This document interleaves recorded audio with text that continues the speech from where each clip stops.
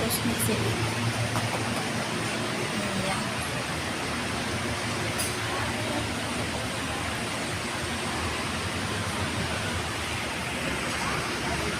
So po, good afternoon parents.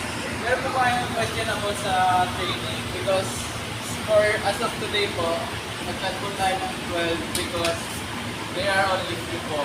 If for 30 minutes po, magdala 30 minutes, this is for the game po sa training. Eh, dahil 6 lang po sila, wala po silang magiging na knowledge for 3v3 pag nag-game. Kaya, ang ano po natin is 6 less than 10